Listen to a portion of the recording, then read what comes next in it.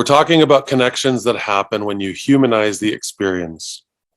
So, connections that happen when you humanize the experience. And I want to relate that to both personal and business, of course, because that's what we want to look at. And that's the thing that I've just come to notice so much in my career was that one doesn't go without the other, but somehow we try to pigeonhole these things into opposite quadrants of life and think this is, business Steve, this is personal Steve.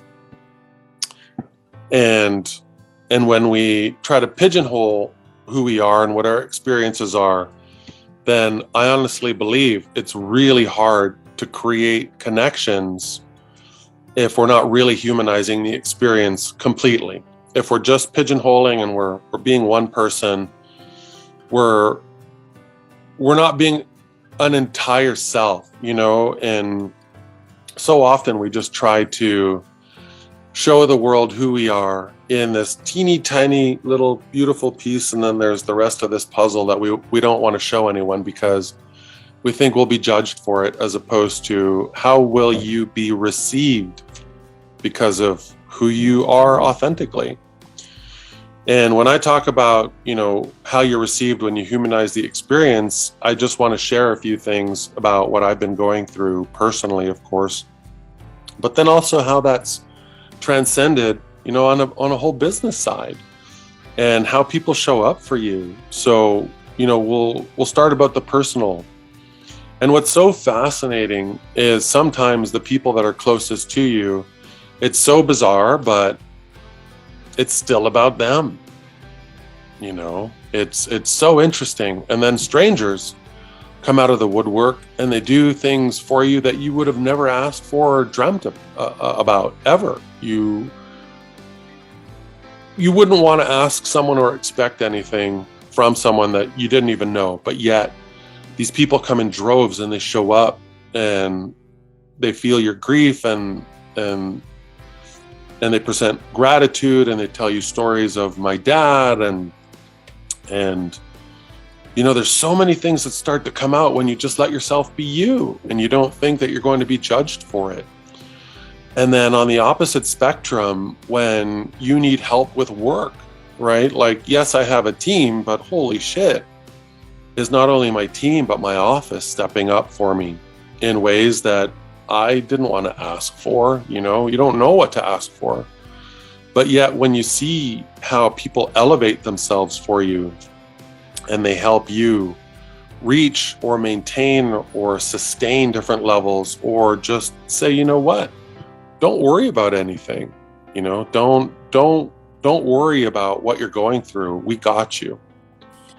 So Aaron, I know you just jumped on a couple moments, behind, but what the topic is today is connections happen when you humanize an experience. And what I was talking about a moment ago is the personal side of just allowing yourself to be and not thinking that you have to be the rock for everyone all the time. And that's normally how and who I am. And I don't ask for it. I just do it.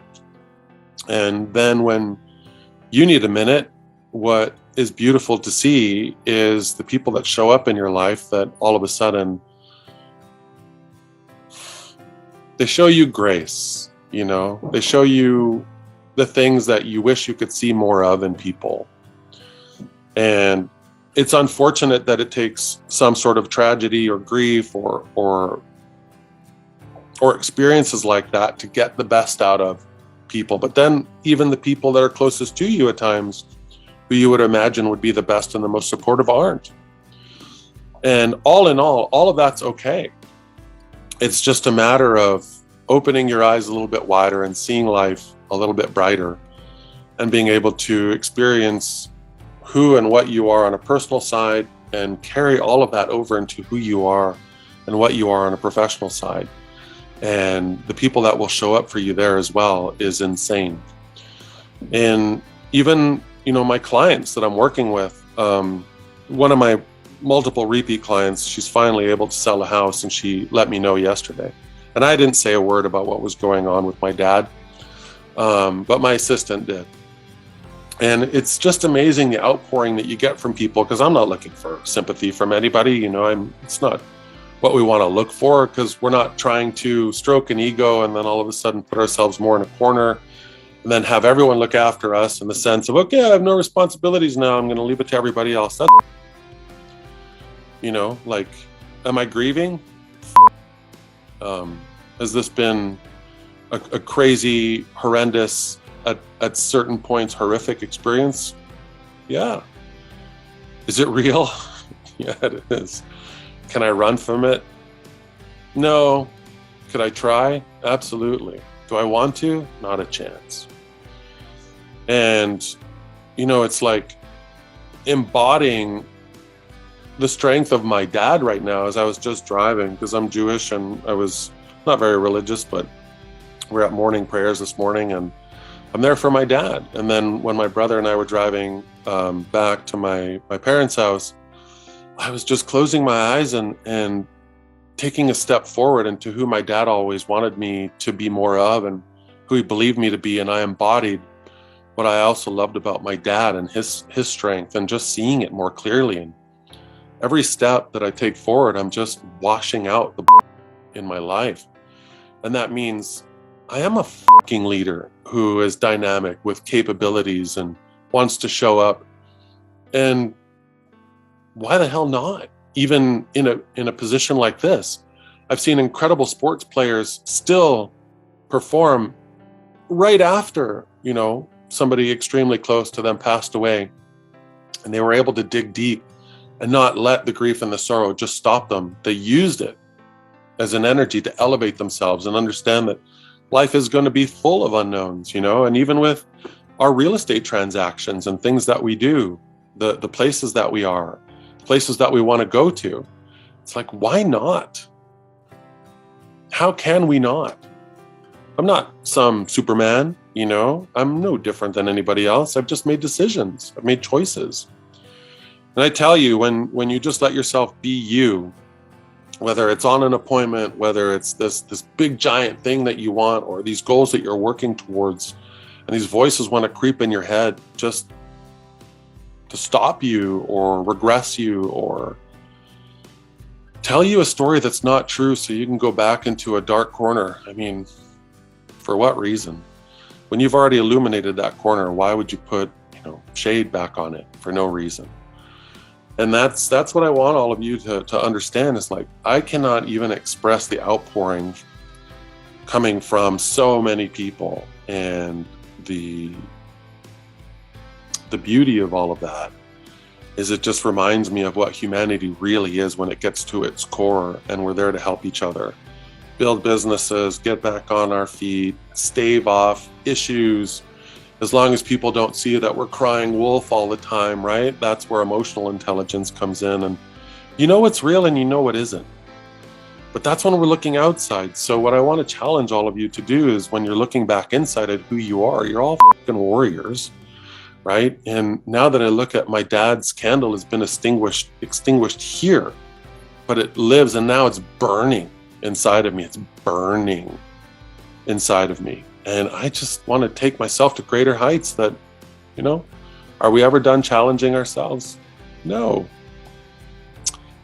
But in being honest about it, both to the world and to yourself, and using that energy to take yourself where you deserve to be, it's like, what are you waiting for? And for what reason? And Antoinette, I don't know what it was that you mentioned in that comment back to me about you spoke or you did, your greatest fear or your challenge, but I wanted to ask you about that when you text me back. So what was that in reference to, if you want to unmute yourself, because I'd love to know. I don't know what you're talking about. There was a message that you had sent to me about you when I asked you to speak or say something or give a referral or testimonial, and then you're like, that's a fear or something. Do you remember that? I don't know if you remember how we met. We met at Kyle Wilson's house. I was doing a video, and doing videos is like one of my leaders, and you kind of like walked me through it. Remember, I was like shaking, and you kind of like helped me ease through it, so I got through the video. Well, when Joe asked me to do a testimony video, I was like, oh my goodness, wants me to do it again. So that's one of my biggest fears. I said, but I'll push through. I haven't done it yet, but I'll do it. Right, and that's okay. It's not that this isn't a you have to do it. That's up to you. But it's like pushing through those things where you do it enough times and it becomes a new normal, and then you don't have that fear anymore, right? And that's what I want to express. And I'm not diminishing anything by what I'm about to say. But for me, give me a camera, give me a video, no problem. I'm done. And yet I have to recognize and realize that everybody sees the world a little bit differently, and how the world is going to see them back depending on how you may show up on a video or what you say, or do people think it's good enough, or did I say the right thing? And does any of that matter? And that's the whole thing, is like, do any of the things that we really want to achieve at such a great level matter if the world looks back at us and goes, yeah, I don't know, you shouldn't be doing that? You look at so many incredible people that have taken their career stratospheric, and man, they were shit on, trampled, they ran for the hills at times. It happened to everyone. It happens to everybody. It's impossible that it doesn't. Just because I show up here, in the past doesn't mean that I wouldn't have had issues showing up here. But now at this point, it's like, I just want to be here. I recognize that this camera is not something that's judging me. This camera just gives me a voice. Right? And it's only me that thinking that everything else is judging me. And that's it. You go into your appointments, Aaron, I believe you either got or were trying to get that $1.3 million listing, which I think you got, right? And the week before that, you declared that you want to step up your price point. Now you're doing it, right? It's like, and then the more you do it, the more you just realize that you belong there. And then the more you think about where everybody else is that you think is, where you want to go, well, how did they recognize that they belong there? They just didn't give up in the journey. And by being honest about what we go through while we're going through it, that's what connects us, right? And that's when we all realize, like, wow, I am so much more than I'm giving myself credit for. And now feeling that fire and being fueled, by my dad not being here anymore. And my dad taught me so much about who I am. And the one thing that I remember saying at his eulogy when I got to share some words was, who he is now embodied in me forever because he taught me how to fish. But just because he taught me how to fish didn't mean that I wasn't afraid to pull in, the big one, because is the line right? Is the rod right? Is the reel right? Is the hook right? Am I pulling too tight? Is it going to break off? Like, who cares? Now he's gone. So he's done what he had to do, and now it's my responsibility to take it further. And what else do we have to do while we're here? What else do we have to do? Seriously, what else do you have to do other than leave the right imprint on your clients, on your future, on yourself, on your family, on your children, on your friends, and strangers? What else do you have to do? What else do you have to do? That's up to you.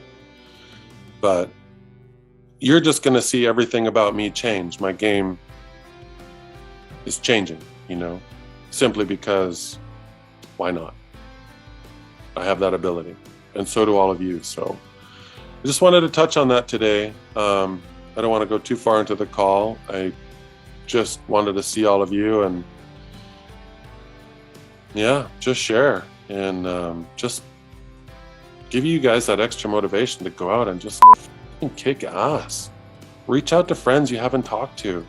That's the beauty of what I'm going through in this mourning process, is the people I haven't seen in years that are coming to my parents' house and reaching out, and reach out to people you haven't seen in a while. They might think you're crazy, or, oh my God, it's been 15 years, or, bullshit arguments that we let simmer forever and they don't even belong in our world. Be the person who steps up first, and don't worry if they tell you to go screw yourself. Who cares? At least you tried. That's it. And it's you'll surprise yourself in A, getting some of your happiness and confidence back, B, rewriting your story, C, not being in your head to judge if somebody says, I never want to talk to you again. Why did you reach out to me? Like, who cares? If that's what somebody does, then you're definitely in a better place than they are. And that's all you have to remember. And if somebody doesn't choose you or want to work with you, then just improve on whatever it is. And sometimes it's not even you or your product. Sometimes people are just confirming they want to work with somebody else by, talking to a few other agents or, insurance brokers or realtors or a debt collector, whatever.